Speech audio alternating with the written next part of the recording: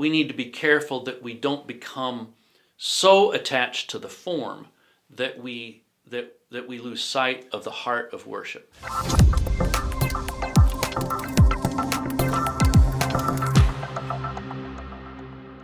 Hey, Scott, it's a big week for football fans. It is. Yeah, the week of the big game. The big game, yeah. Very exciting. And some people will spend all week thinking about the game, preparing for a gathering that they're going to have with family or friends to watch the game. I've heard it said that church would be better if those who attended church were more like fans who attended football games. I think what's being suggested there is that people at football games are way more excited, about being at the game than people are excited about being at church. Yeah. So here's a proposition for you. Okay.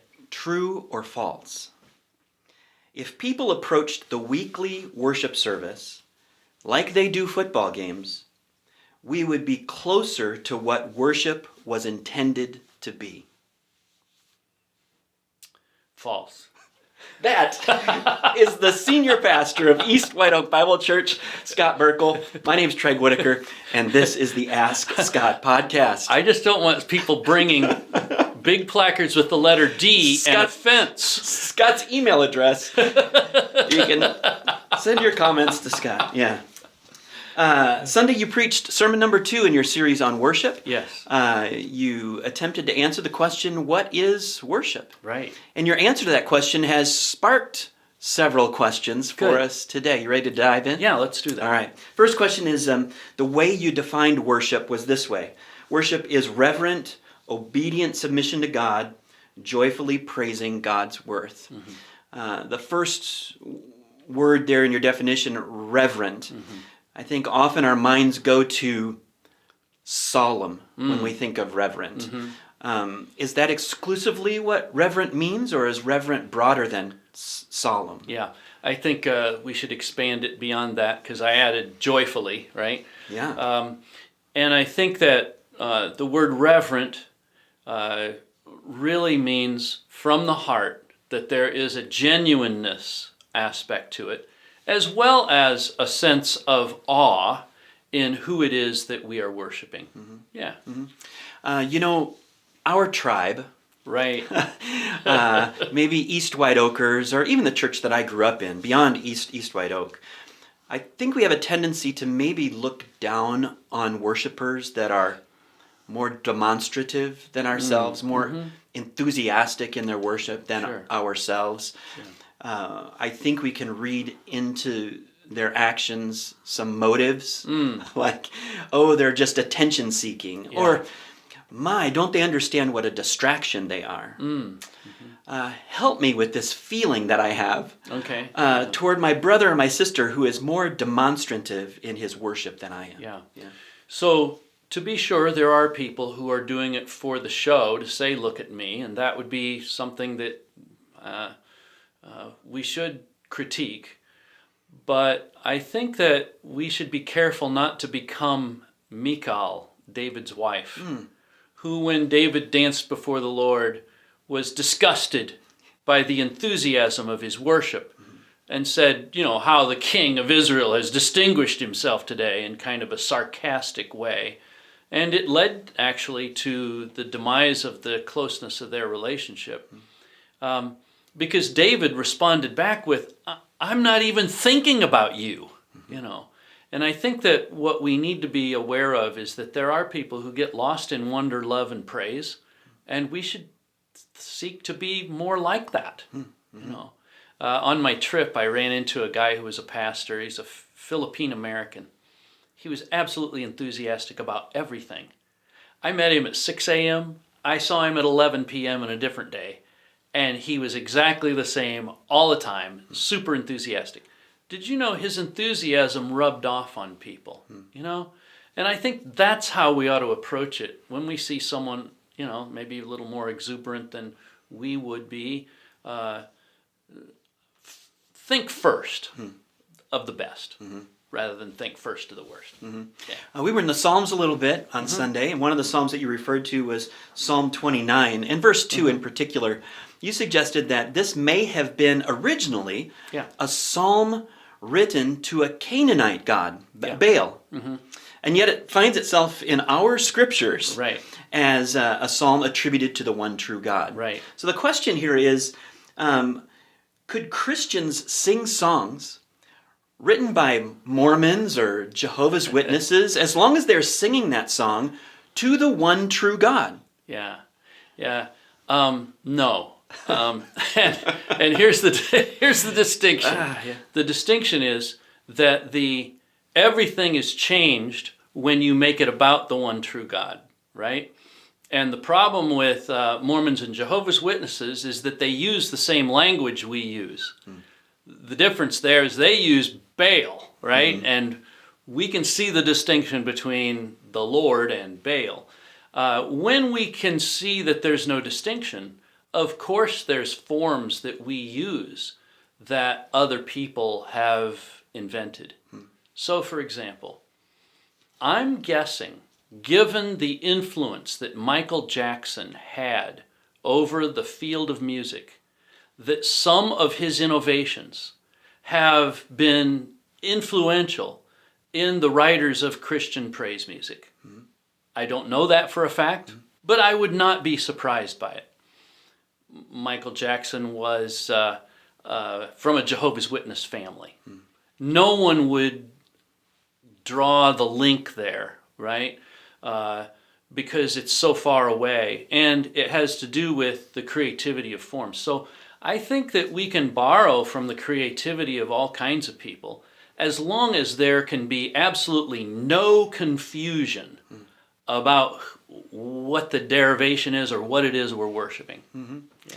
I've always put Bible study in sort of an academic cubbyhole, or maybe a devotional cubbyhole.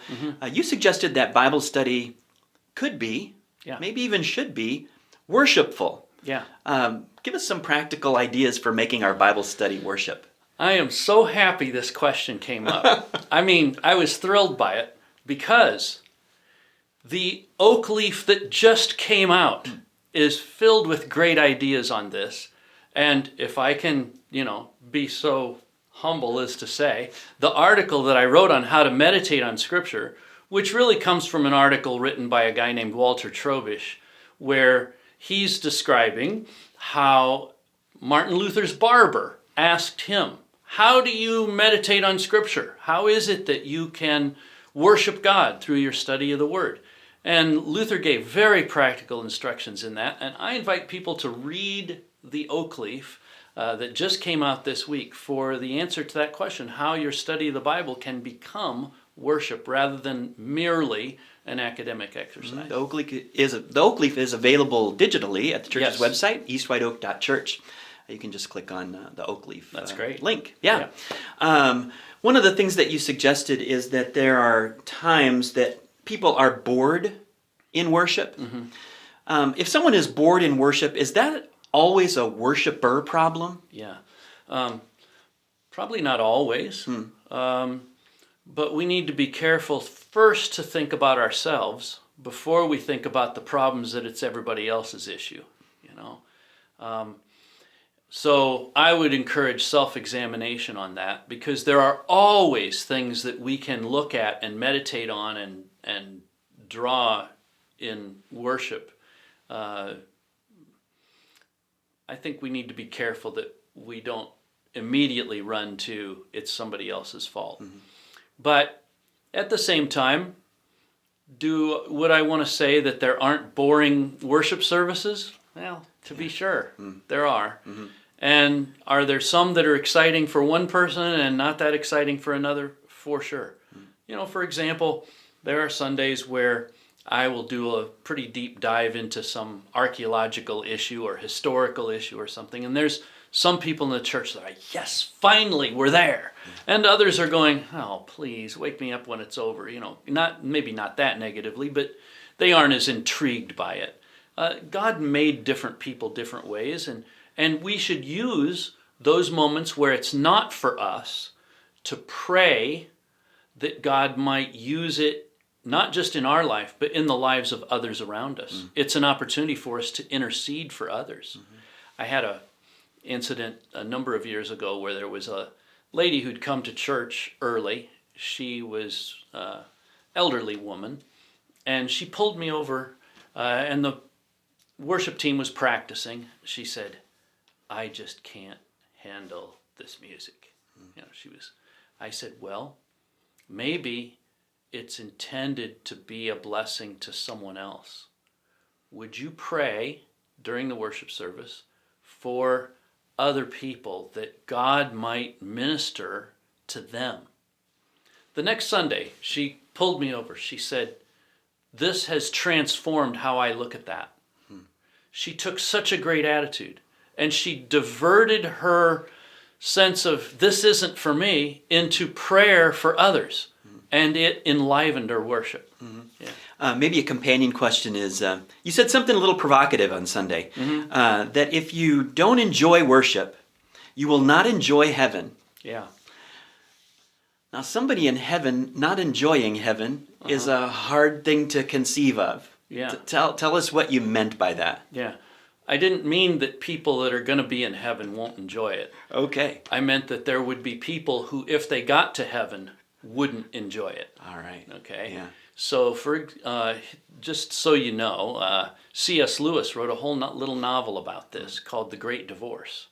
And in that novel, he describes people who make their way to heaven that don't belong there. And they have nothing but criticism to make about it. We tend to be critical of worship services. Again, this is sort of our tribe, right? We tend to be critical of worship services that are loud or that have lights and smoke even, maybe. Yeah. You suggested on Sunday that our worship here is a rehearsal or a practice of worship in heaven. And the Bible does reveal to us that heaven, there might be some loudness in heaven. Oh, yeah. And there might be some spectacular visually things going on in heaven. Yes. So is it inconsistent for us to be critical of worship services that are loud or filled with lights and smoke? Yeah. Or is that an appropriate rehearsal for our worship in heaven? Yeah. I think there will be some things that we probably don't experience in our worship here that will be true in heaven. A rainbow. An emerald resembling a rainbow, I think, is how it's described in Revelation 4. Do I have it? Or maybe I got it backwards. But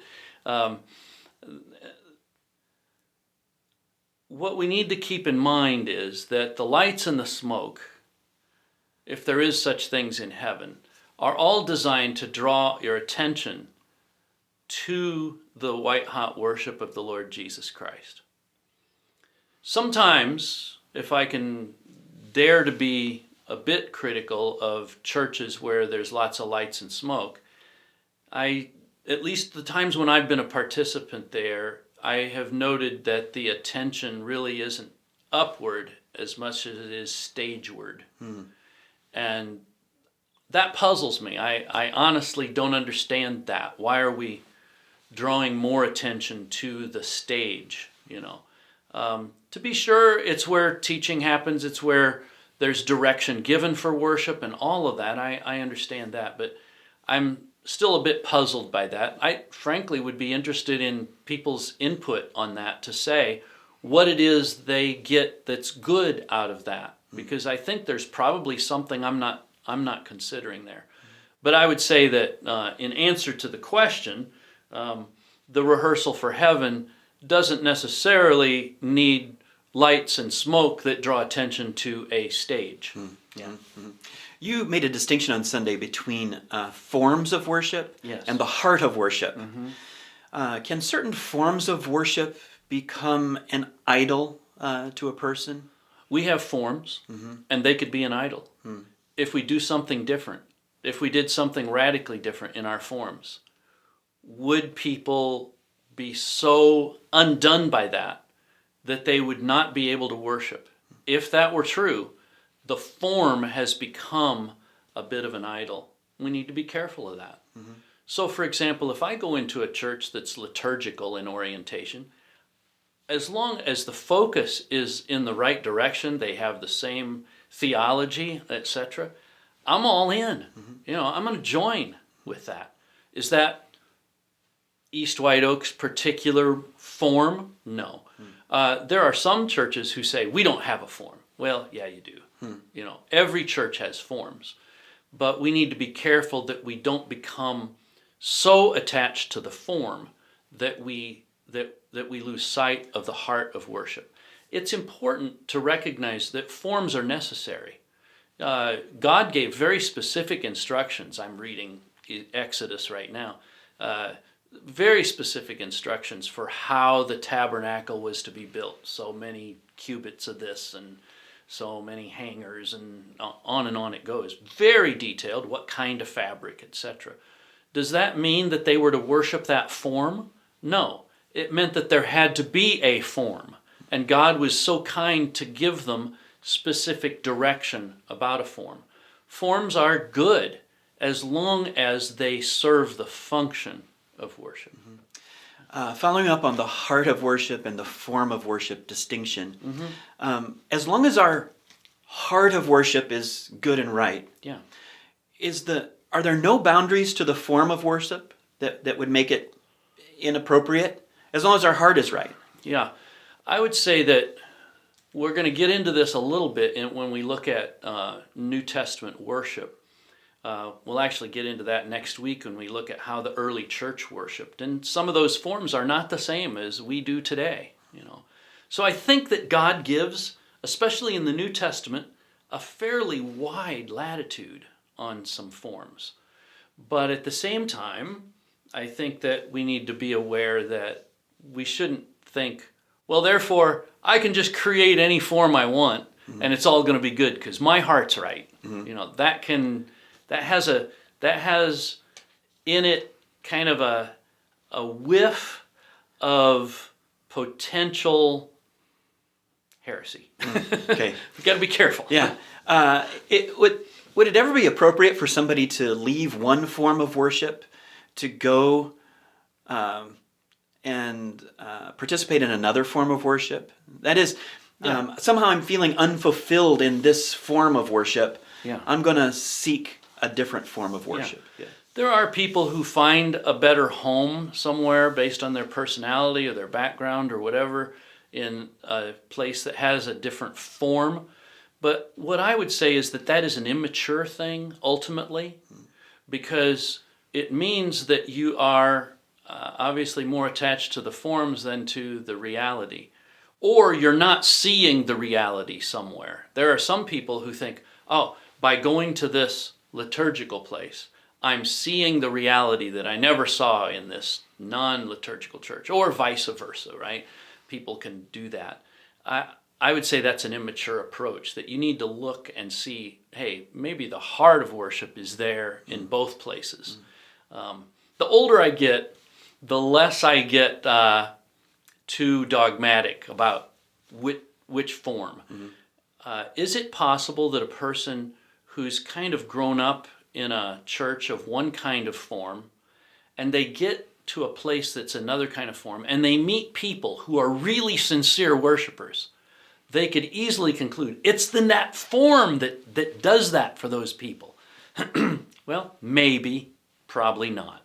Probably they just got into a community of some really solid believers.